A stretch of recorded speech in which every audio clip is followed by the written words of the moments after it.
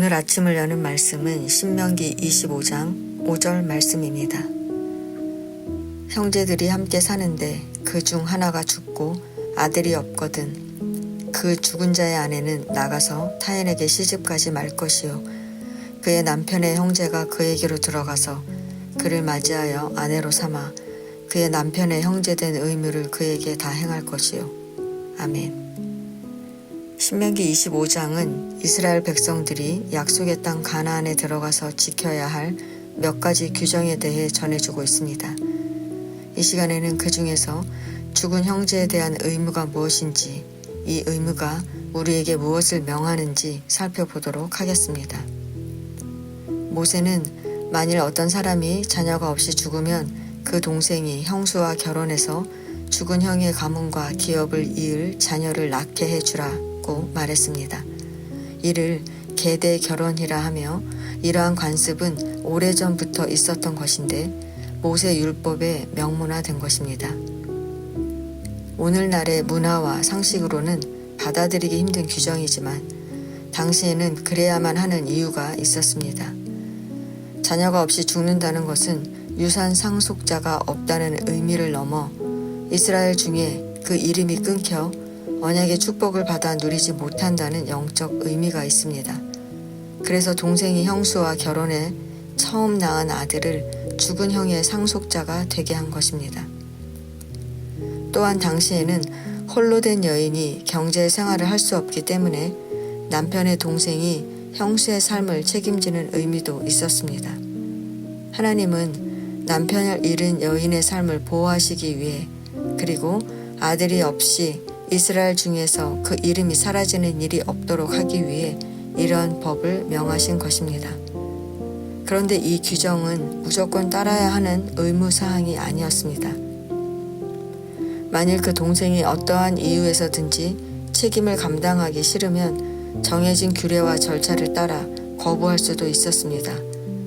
하지만 동생이 그 의무를 감당하지 않으면 여인은 장로들에게 호소하고 장로들은 그 둘을 불러 책임 거부의 의식을 행하도록 했습니다.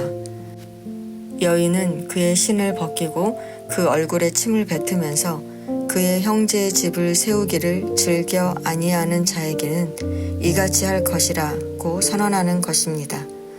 그리고 이스라엘 공동체에서 그의 집은 신 벗김을 받은 자의 집이라는 수치스러운 호칭으로 불려야 했습니다.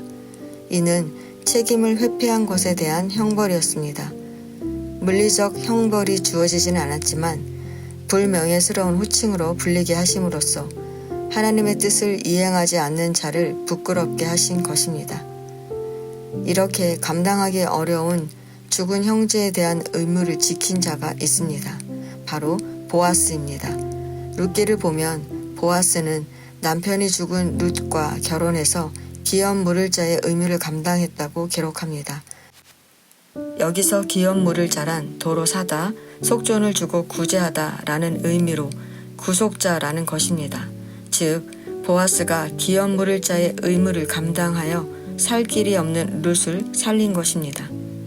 성도 여러분, 우리는 이 규정을 오늘의 문화와 상식으로는 받아들일 수 없습니다. 그러나 이 규정이 뜻하는 바를 외면할 수는 없습니다. 이 규정이 뜻하는 바가 무엇입니까? 문자적으로는 남편을 잃고 살 길이 없는 형수를 살리라는 것입니다.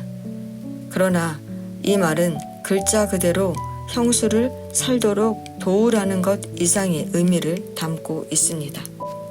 여기서 우리는 남편이 누구인지 그리고 남편을 잃고 살 길이 없는 형수가 누구인지를 생각해 보아야 합니다.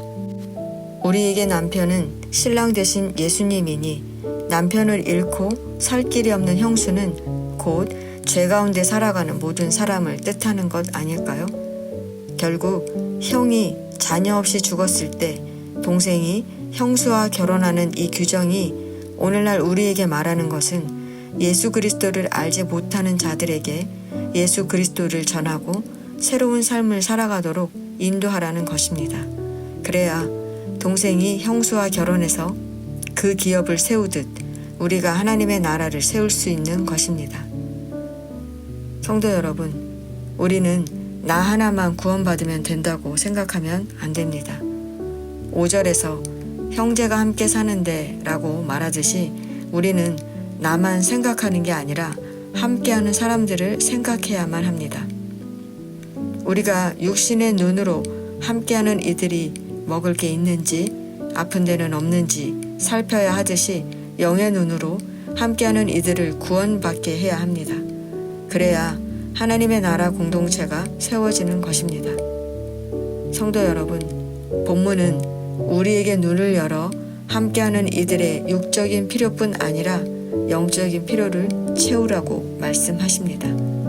우리의 주머니가 열리면 사람들은 우리의 선한 행실을 통해 하나님을 경험하게 될 것이고, 나아가 우리가 죄 가운데 살아가는 자들을 구원할 때 이 땅은 하나님의 나라가 될 것입니다.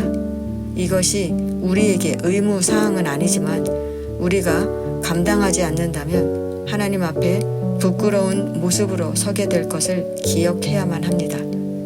오늘 하루 살아가시면서 나만 보는 어리석은 자가 아니라 함께하는 이들을 보고 그들을 구원하는 저와 여러분 되시기를 축원합니다.